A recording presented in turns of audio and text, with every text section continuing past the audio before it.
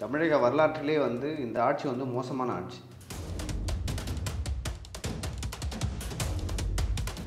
இந்த திமுக ஆட்சியில் வந்து எந்த துறையில் வந்து ஊழல் நடக்கலை அப்படின்னு சொல்லிட்டு எல்லா துறைகளிலும் வந்து ஊழல் நடக்குது. ஆனால் செந்தில் பாலாஜி நடந்த வழக்கு வேறு, இது வேறு. இப்போ செந்தில் பாலாஜி அவர்கள் வந்து நான் அரசியல் வேலையை வாங்க தரேன் அப்படின்னு சொல்லிட்டு ஏமாற்றிட்டார். இல்லை, அதுக்கு நீங்கள் வந்து வழக்கு பதிவு செய்யணும், லைக் அரெஸ்ட் பண்ணலாம், இத்தனை லட்சம் வந்து வாங்கியிருக்காரு அப்படின்னு சொல்லிட்டு தகவல் வந்துருக்கு. பொன்முடி வேறு, KN நேரு வேறு. அப்படிப்பட்ட ஒருத்தர் வந்து ஈஸியாக வந்து ஹேண்டில் பண்ணுறாருன்னா பணம் வந்து ஏவா வேலு அவர்களிடம் எந்த அளவுக்கு வந்து விளையாடிருக்கும் அப்படின்னு சொல்லிட்டு பாருங்கள். இந்த போலி வாக்காளர்கள் இருக்காங்கல்ல, நிறைய தொகுதிகளில் வந்து சம்மந்தமே இல்லாமல் வாக்குகள் வந்து அதிகரிக்கும், கம்மியாக இருக்கும். நான் ஒவ்வொரு வார்டுக்குமே வந்து இங்கே ஆள் இருப்பாங்க. ஸ்டாலின் தொகுதியிலே இந்த மாதிரி போலி வாக்காளர்கள் இருக்காங்க அப்படின்னு சொல்லி அனுராக் தாக்கூர்னு ஒரு பாஜக அமைச்சர் சொன்னார். ஸோ கொளத்தூர் தொகுதியிலே வந்து கிட்டத்தட்ட ஒரு 30,000 வாக்குகள் இருக்கிறதா அனுராக் தாக்கூர் சொன்னார்.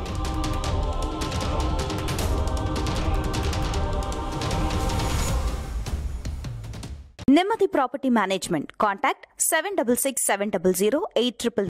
நகரம் வாய்ஸ் நேயர்களுக்கு வணக்கம். இன்று நம்முடைய நினைக்கிறார் பத்திரிகையாளர் திரு லியோ ஸ்டாலின் அவர்கள். வணக்கம் சார். வணக்கம். நகராட்சி நிர்வாகம் மற்றும் குடிநீர் வழங்கலில் பணியிடங்கள் நிரப்புவதில் மிகப்பெரிய மோசடி நடந்திருப்பதாக இடி தமிழக போலீஸ்க்கு ஒரு கடிதம் ஒன்றை எழுதியிருக்காங்க. இந்த நிகழ்வை எப்படி பார்க்குறீங்க?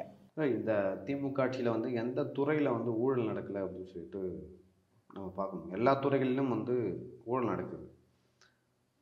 ஆக்சுவலாக வந்து குடிகாரம் போகிறோம்ல, டாஸ்மாக், அங்கே கூட வந்து ஊழல் நடக்குது. ஸோ அந்த அளவுக்கு வந்து தமிழக வரலாற்றிலே வந்து இந்த ஆட்சி தான். நான் வந்து ஒரு 4-5 எலெக்ஷனை வந்து பார்க்குறேன், நேரடியாக பார்த்தேன். எனக்கு அரசியல்னா என்ன அப்படின்னு சொல்லிட்டு பார்க்கும்போது இந்த ஆட்சி வந்து மோசமான ஆட்சி.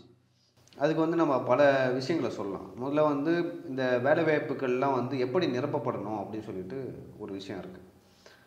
உங்களுக்கு தெரியும், திமுக அமைச்சர்களில் வந்து ஓரளவு இவர் நல்லவர், ஓகே நல்லா பர்ஃபார்ம் பண்ணுவார் அப்படின்னு சொன்னால் அது பிடிஆர் தான் சொல்லுவாங்க. ஏன்னா பிடிஆர் தியாகராஜன் அவர்கள் வந்து என்ன தான் பாஜகவை விமர்சனம் பண்ணாலும் நிர்மலா சீதாராமன் அவர்களுக்கு வந்து பிடிஆர் அவர்களை வந்து ரொம்ப பிடிக்கும்.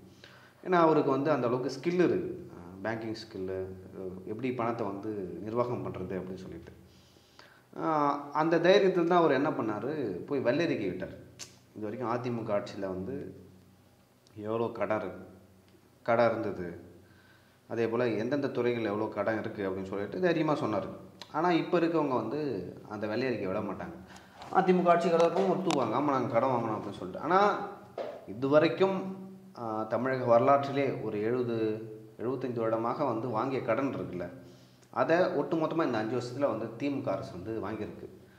ஆல்மோஸ்ட் வந்து தமிழக அந்த நிதி நிலைமையே திவாலா ஆக போகுது அப்படின்னு சொல்லிட்டு நிறைய பொருளாதார அறிஞர்கள் சொல்கிறாங்க. அந்த அளவுக்கு இவங்க கடன் வச்சாங்க. அப்படி கடன் வாங்கி என்ன பண்ணாங்கன்னா ஒரு திட்டத்தை கொண்டு வர்றது, அந்த திட்டத்து மூலமாக வந்து அப்படியே அதில் வந்து கமிஷனு, அதில் எப்படியெல்லாம் ஊழல் பண்ணலாம் அப்படின்னு சொல்லிட்டு தான் இவங்க பண்ணுறாங்க. இப்போ நீங்கள் சொன்ன விஷயத்துக்கு வரலாம். பிடிஆர் தியாகராஜன் அவர்கள் வந்து எனக்கு தெரிஞ்சு ஹியூமன் ரிசோர்ஸில் எதுலையோ இருந்தார்னு நினைக்கிறேன், நிதியமைச்சர் ப்ளஸ் இன்னொரு துறையை வந்து பார்த்துக்கிட்டார். அப்படி பார்க்கும்பொழுது குரூப் 1, குரூப் 2, குரூப் 3, குரூப் 4 அந்த எக்ஸாம் நடக்கல, தமிழக அரசு வந்து பணியாளர்களை வந்து அந்த தேர்வின் மூலமாக தான் தேர்ந்தெடுக்கும். அதற்கு வந்து ஒரு நோட்டிஃபிகேஷன் வந்து பிடிஆர் அவர்கள் வந்து வெளியிடுறாரு. என்னென்னா, இனிமேல் எந்த அரசு வேலையாக இருந்தாலும் அவங்க வந்து தேர்வின் மூலமாக தான் தேர்ந்தெடுக்கப்படணும். ஸோ இப்படி நேரடியாக வந்து அப்பாயின்மெண்ட் பண்ணக்கூடாது அப்படின்னு சொல்லிட்டு ஒரு விஷயத்தை சொல்கிறார். அதே போல் இன்னொரு விஷயத்தையும் பிடிஆர் அவர்கள் சொல்கிறார். என்னென்னா, இந்த டெம்பரரியாக வந்து ஆள் எடுப்பாங்களே அந்த மாதிரி எடுக்கக்கூடாது. இங்கே அப்படி எடுத்தாலுமே வந்து அவங்க தேர்வு எழுதுகிறாங்கல்ல, அதன் மூலம் தான் தேர்ந்தெடுக்க வேண்டும் அப்படின்னு சொல்லிட்டு அவங்க சொல்கிறாங்க. ஸோ இதெல்லாம் ஒரு புறம் இருக்க, அப்புறம் வந்து பிடிஆர் அவரோட ஆடியோ வருது. இந்த மாதிரி வந்து இவர்கள் வந்து ஊழல் செய்கிறார்கள், கிட்டத்தட்ட 35,000 கோடி கிட்ட சம்பாதிச்சிட்டாங்க அப்படின்னு சொல்லிட்டு வருது. அதன் பிறகு வந்து அவர் வேறு இலாக்கா மாற்றப்படுகிறாரு, தகவல் தொழில்நுட்பத்துறைக்கு வந்து மாற்றப்படுறாரு. மாற்றப்படும் பொழுது வந்து அவர்கிட்ட என்னென்ன பவர்லாம் இருக்கோ அதெல்லாம் வந்து பறிக்கப்படுகிறது. அது ஒரு புறம். அப்படி வந்து ஒரு நோட்டிஃபிகேஷன் வெளியிட்டார்ல, அந்த காலகட்டத்திலே வந்து என்னென்னா, குறிப்பாக வந்து நேரு அவர்களுடைய துறையில் தான் வந்து நிறைய பணி நியமனங்கள் வந்து நடக்கும். அப்படி நடக்கும்பொழுது ஏன்னா அதெல்லாம் வந்து லைக் கொஞ்சம் ஃபிசிக்கல் ஒர்க்காக இருக்கும், லைக் ஆஃபீஸ் ஒர்க் மாதிரி இருக்காது. எப்படின்னா குடிநீர் எடுத்தல், நீங்கள் சொன்னீங்கல்ல குடிநீர் வழங்கல் துறையில் மெட்ரோவில் வந்து சிஎம்டிஏ, ஸோ இதெல்லாம் வந்து அது துறை கீழே வரும். அப்படி வரும்பொழுது அது வந்து நம்ம 2 வகையாக பிரிக்கலாம்னு வச்சுங்களேன். ஒன்று வந்து தேர்வு எழுதிட்டு ஒருத்தன் வரான், தேர்வு எழுதாமல் காசு வாங்கிட்டு ஒருத்தன் வந்து வேலைக்கு வரான்னு வச்சுங்க. இப்போ வந்து நான் டிஎன்பிசி தேர்வு எழுதி வெயிட் பண்ணிகிட்ருக்கேன் எனக்கு எப்போ வரும்னு சொல்லிட்டு வேக்கண்ட். ஸோ ஒரு நாளைக்கு வந்து தமிழ்நாட்டில் வந்து ஒரு மாதத்துக்கு வந்து இத்தனை பேர் வந்து ரிட்டையர் ஆவாங்க. ரிட்டையர் ஆகணும்னா அந்த பணிக்கு வந்து இன்னொருத்தவங்க யார் எக்ஸாம் எழுதியிருக்காங்களோ அவங்க வந்து உள்ளே வருவாங்க. ஸோ இதுதான் முறை. அப்படி இருக்கும் பொழுது இப்போ ஒரு 100 பேர் தேர்வு எழுதுறாங்கன்னா, இல்லை ஒரு வேலை வாய்ப்பு நீங்கள் அப்பாயிண்ட் பண்ணுறாங்கன்னா, அதில் 69% வந்து இடஒதுக்கீன் கீழ் வந்து வரணும். எத்தனை பேர் வந்து பிசி, எம்பிசி, எஸ்சி, எஸ்டி, அதே போல் அது பிசிலே வந்து இவங்க இஸ்லாமியர்கள் வருவாங்கன்னு நினைக்கிறேன். ஒரு பிரிவில் வந்து இஸ்லாமியர்களும் தனி இடஒதுக்கீடு இருக்குது. ஸோ இந்த மாதிரிலாம் வந்து அவங்க உள்ள பண்ணிட்டு தான் வந்து அந்த பொது பிரிவில் வந்து மீதி 31% இருக்கும், அதில் நிரப்புவாங்க.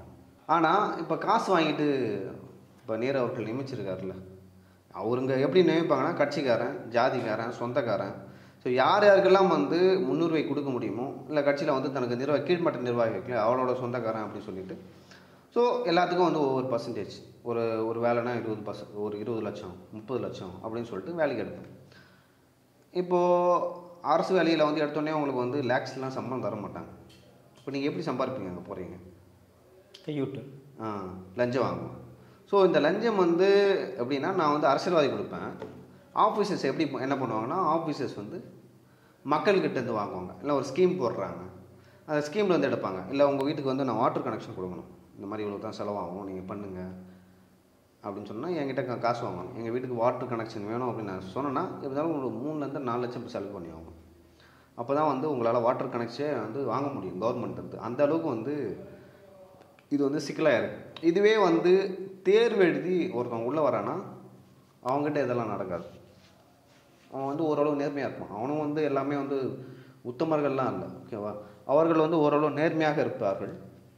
அவங்க வந்து மேக்ஸிமம் வந்து ஏன்னா அவன் நேர்மையாக வந்து எழுதி வந்தான், அவன் வந்து லஞ்சமும் கொடுக்கல. அப்படி இருக்கும் எனக்கு எதுக்கு காசு? ஏன்னா நான் எதுவுமே இன்வெஸ்ட் பண்ணல. இப்போ நான் வந்து காசு கொடுத்து இன்வெஸ்ட் பண்ணி அந்த வேலைக்கு வந்தேன்னா நான் அதை எப்படியாவது சம்பாரிச்சிடணும் அப்படின்னு பார்ப்பேன். நான் எக்ஸாம் மூலமாக வந்தேன்னா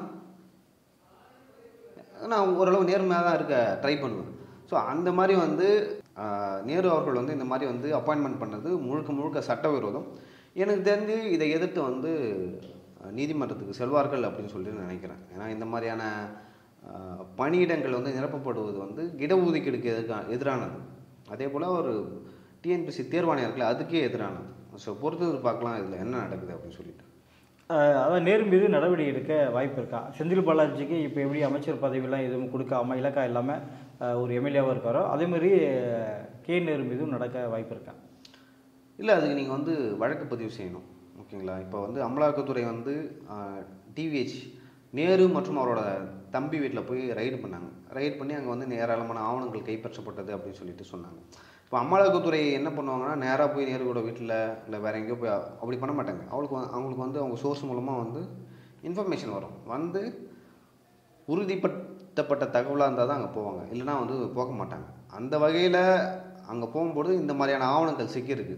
நேரு அவர்கள் வந்து வேலை வாங்கி கொடுத்ததுக்காக வந்து இத்தனை லட்சம் வந்து வாங்கியிருக்காரு அப்படின்னு சொல்லிட்டு தகவல் வந்திருக்கு. அப்படி வரும்பொழுது இயல்பாக அமலாக்கத்துறை என்ன பண்ணுறோம்னா, ஒரு வேளை அங்கே பணம் கைப்பற்றப்பட்டிருந்தால் வச்சுங்களேன், அமலாக்கத்துறையே வந்து ஏதாவது ஒரு வழக்கில் வந்து உள்ளே வந்திருப்பாங்க. ஆனால் இதை வந்து டிஜிபிக்கே வந்து கடிதம் எழுதிக்கிறாங்கன்னா, ஸோ இவங்க பதில் கடிதம் வந்து எழுதுவாங்க காவல்துறை சார்பாக. அப்படி எழுதும்போது இவங்க வழக்கு பதிஞ்சு அதுக்குள்ளே வரலாம் அமலாக்கத்துறை. அப்படியெல்லாம் வந்து உள்ளே வர முடியாது அப்படின்னு சொல்லிட்டு நான் நினைக்கிறேன். இப்போ பொறுத்திருந்து தான் பார்க்கணும். ஏன்னா அந்த ஊழல் நடந்ததுக்கான வந்து பெருசான ஆதாரம் இல்லை, ஓகேங்களா? அந்த மாதிரி வந்து பாதிக்கப்பட்டவர் அதனால் யாரும் பாதிக்கப்படலை. ஆனால் செந்தில் பாலாஜி நடந்த வழக்கு வேறு, இது வேறு. இப்போ செந்தில் பாலாஜி அவர்கள் வந்து நான் அரசியல் வேலையை வாங்க தரேன் அப்படின்னு சொல்லிட்டு ஏமாற்றிட்டார். ஏமாற்றி பணம் கொடுத்துருக்கு, பணத்தை திருப்பி தரல. ஸோ இந்த மாதிரியான விஷயங்கள்லாம் நடந்தது. ஆனால் இந்த கேஸில் அப்படி இல்லை. ஸோ ஒரு வேளை வந்து லஞ்ச ஒழிப்புத்துறை வந்து வழக்கு பதிவு செஞ்சால் உண்மையாகவே வந்து இதுக்குள்ளே அமலாக்கத்துறை வரும். இல்லை வெறும் நாங்கள் பண்ண மாட்டோம் அப்படின்னா வந்து நேரு அவர்களை வந்து அரெஸ்ட் பண்ணுறது கொஞ்சம் கடினம் தான். அதை தாண்டி வந்து அவரோட லாபி ரொம்ப பெரிய லாபி அப்படின்னு சொல்கிறாங்க. அவர் பக்கம் வந்து அமலாக்கத்துறையெல்லாம் போகாது அப்படின்னு சொல்கிறாங்க. இவ்வளோ பெரிய விஷயம் நடந்திருக்கு, ஆனால் ஸ்டாலின் அவர்கள் இதெல்லாம் கண்டுகொள்ளாமல் இருக்கார் இல்லையா? இல்லை, முதல்வருக்கு வந்து முதல்ல இது தெரியவே தெரியாது. ஓகேங்களா? முதல்வருக்கு வந்து இந்த மாதிரி நியூஸை வந்து கொண்டே போக மாட்டாங்க. ஸோ முதல்வர் வந்து லைக் அவர் ஒரு வேறு சர்க்கிளில் இருப்பார். அவரை வந்து நெருங்கவே முடியாது. இதெல்லாம் ரொம்ப சின்ன விஷயம். ஸோ அவரை பொறுத்த வரைக்கும் என்னென்னா, ஏதாவது ஒரு கட்டிடத்துக்கு போய் புதுசாக திறந்து வைக்கணும்னா அங்கே போவார், ஏதாவது திட்டத்தை தொடங்கணும்னா அங்கே போவார், ஏதாவது ஃபோட்டோ ஷூட் எடுக்கணும்னா போவார். மற்றபடி வந்து இந்த மாதிரியான விஷயங்கள்லாம் தெரியாது. இதோட சீரியஸ்னஸ்ன்னு தெரியாது. நாளைக்கே வந்து ஏதாவது ஒரு ப்ரிடிகேட் அஃபென்ஸ்னு சொல்லுவாங்க. ஏதோ ஒரு வழக்கு வந்து இந்த மாதிரி லஞ்சம் கொடுத்து வேலை வாங்கிறதுக்காக நான் ட்ரை பண்ணுறேன், எனக்கு பணம் கொடுக்கல, இல்லை வேலை கொடுக்கல, அப்படி அது சம்மந்தப்பட்ட ஏதாவது வழக்கு இருந்துச்சுன்னா வச்சுக்கலாம், அதுக்குள்ளே போவாங்க அமலாக்கத்துறை. அதுக்குள்ளே போயிட்டு அதுக்கு அப்புறம் தான் வந்து லைக் அரெஸ்ட் பண்ணலாம், அந்த பணத்தை சீஸ் பண்ணலாம், யார் யாரெல்லாம் வேலைக்கு சேர்த்தாங்களோ அவங்களாம் வேலையை ஒட்டியே வந்து நீக்கலாம். அந்த அளவுக்கு வந்து அவங்களுக்கு அமலாக்கத்துறைக்கு அதிகாரம் இருக்குது. அது பொறுத்துன்னு தான் பார்க்கணும். அதோட சீரியஸ்னஸ் தெரியாமல் வந்து ஸ்டாலின் அவர்கள் இருக்கிறதா தான் நான் நினைக்கிறேன். தொடர்ந்து அமைச்சராக பொன்முடி இருக்கும்போது பார்த்தீங்கன்னா அவரை பற்றி நிறைய கான்ட்ரவர்சி அவரே கிரியேட் பண்ணார், இல்லை அவரை சுற்றி நிறைய நடந்தது. அதனால் பார்த்தீங்கன்னா அவர் வந்து அமைச்சர் பதவியில் வந்து நீக்கி வச்சார். ஒரு மிகப்பெரிய அதிருப்தியில் ஸ்டாலின் தனிப்பட்ட அதிருப்தியிலேயே முதல்வர் அவர்கள் தள்ளி வச்சார். அதே போல் கேஎன்ஆருக்கும் எடுக்க வாய்ப்பு இருக்கா? பொன்முடி வேறு, கேஎன்ஆர் வேறு. எங்கள் தமிழ்நாட்டை பொறுத்த வரைக்கும் வந்து தெலுங்கு லாபி வந்து மிகப்பெரிய அளவில் இருக்குது. தெலுங்கு அவங்கள தப்பாலாம் சொல்லலை, பட் ஒரு 4-5 அமைச்சர்கள் இருக்காங்க. அவங்க வந்து ரொம்ப ஸ்ட்ராங்காக பணபலம் கொண்டவர்கள். அதே போல் அவர்களை சுற்றி வந்து ஒரு பெரிய பவர் சென்டர் இருக்குது. அவங்களுக்கு வந்து எப்படி சொல்கிறது, ஆர்எஸ்எஸோட வந்து அவங்களுக்கு தொடர்பு இருக்குது. ஃபார் எக்ஸாம்பிள் பார்த்தீங்கன்னா, ஏன் பொன்முடி வந்து பதவி வந்து தூக்கடிக்கப்பட்டாருன்னா அதுக்கு பெரிய கதை இருக்குது. என்னென்னா, ஏவா வேலு அவர்கள் திருவண்ணாமலை, இது விழுப்புரம். திருவண்ணாமலைலாம் பார்த்தீங்கன்னா வந்து பெருசாக வந்து இன்கம் இருக்காது. இப்போ தான் வந்து ஏவா வேலு அவர்கள் வந்து அந்த சாலையெல்லாம், திருவண்ணாமலை சந்திக்கிற சாலையெல்லாம் பெரிய பெரிய சாலையாக்கி அந்த ஒரு திட்டத்தை வந்து கொண்டு வந்து அதன் மூலமாக சம்பாதிக்கிறாரு. எனக்கு தெரிஞ்சு நிறைய நடிகர்களோட சொந்தக்காரங்களாம் வந்து கான்ட்ராக்ட் எடுத்துருக்காங்க அங்கே அந்த ரோடு இருக்குல்ல, திருவண்ணாமலை சந்திப்பு ரோடு. ஸோ அந்த அளவுக்கு வந்து எனக்கு நிறைய பேர் சொன்னாங்க. அப்படி இருக்கும்பொழுது ஏவா வேலுக்கு வந்து பொன்முடி மேலே வந்து ஒரு எப்படி சொல்ல, ஒரு அதிருப்தி, ஒரு கோபம் அப்படின்னு சொல்லிட்டு சொல்லலாம். ஏன்னா பொன்முடி அப்போ இருந்திருக்காரு. நான் ஸ்கூல் படிக்காததுக்கு முன்னாடி இருந்தே அவர் அமைச்சர், அப்போ இருந்து திமுகவில் இருக்கார், பேராசிரியர். அப்படிப்பட்ட ஒருத்தர் வந்து ஈஸியாக வந்து ஹேண்டில் பண்ணுறாருன்னா பணம் வந்து ஏவா வேலு அவர்களிடம் எந்த அளவுக்கு வந்து விளையாடிருக்கும் அப்படின்னு சொல்லிட்டு பாருங்க. ஸோ பொன்முடி அவர்கள் வந்து அப்படி பேசினார். ஓகேவா, அது கண்டிக்கத்தக்கது. இப்போ அந்த வழக்கில் வந்து நம்ம அவர் பேசுனதில் வந்து எந்த ஒரு ஸ்டெப்புமே நம்ம எடுக்கலாம் வச்சிங்களேன், அது வந்து அப்படியே எப்படி சொல்கிறது, மக்கள் கண்டுக்க மாட்டாங்க, கடந்து போயிடுவாங்க. இப்போ வேங்கவேல் விஷயம் இருக்குது, வேங்கவேல் விஷயம் முதல்வர் போய் பார்த்தாங்களா, இல்லை அதில் பாதிக்கப்பட்டவர்களுக்கு வந்து நீதி கிடச்சிதா? இல்லை. நான் பொன்முடி பேசுறது வந்து தவறான விஷயந்தான். நீங்கள் வந்து அப்படியே கொஞ்சம் ஆற போட்டுருந்தீங்கன்னா மக்கள் அதை மறந்துருப்பாங்க. ஆனால் ஏவா வேலு அவர்களுடைய டீம் வந்து அதுக்கு பின்னாடி ஒர்க் பண்ணுச்சு. அதை வந்து ஊதி அது பேசி ஒரு வாரம் கழித்து பூம் பண்ணுறாங்க. பூம் பண்ணி அதன் பிறகு வந்து அது வந்து டிபேட் ஆகுது. பொன்முடியை வந்து சமூக வலைதளங்களில் வந்து பத்திரிகையாளர்களும் சரி, அதே போல் பல்வேறு நியூஸ் சேனல்லையும் சரி, எந்த மாதிரி வந்து பேசினார்கள் நம்மளுக்கு தெரியும். இந்த பட்டா நாம பற்றி பேசினார்ல அது. ஸோ அது குறித்து வந்து முதல்வருக்கு புகார் போகுது. ஸோ ஏவா வேலு சைட்லேருந்து புஷ் பண்ணுறாங்க. ஸோ என் பக்கத்து தொகுதியிலே அவர் இருக்கார் பொன்முடி. ஸோ லைக் நான் தான் இந்த ஏரியாவில் வந்து பவர்ஃபுல்லாக இருக்கணும்னு சொல்லிட்டு தான் அவர் நீக்கப்பட்டார் பொன்முடி. ஸோ அதோட சாராம்சம் அப்படி தான். நீங்கள் நேரு அவர்களையோ, அதே போல் ஏவா வேலு அவர்களையோ, சேகர் பாபு அவர்களையோ, KKSSR ராமச்சந்திரன் அவர்களையோ வந்து எதுவுமே பண்ண முடியாது. ஏன்னா அந்த அளவுக்கு அவங்களுக்கு லாபி இருக்குது அப்படின்னு சொல்லிட்டு சொல்கிறேன். வாக்காளர் சிறப்பு திருத்த பட்டியலுக்கு திமுக கடும் கண்டனத்தை பதிவு பண்ணியிருக்காரு. ஸ்டாலின் அவர்கள் நேரடியாகவே கடும் கண்டனத்தை பதிவு பண்ணியிருக்காரு.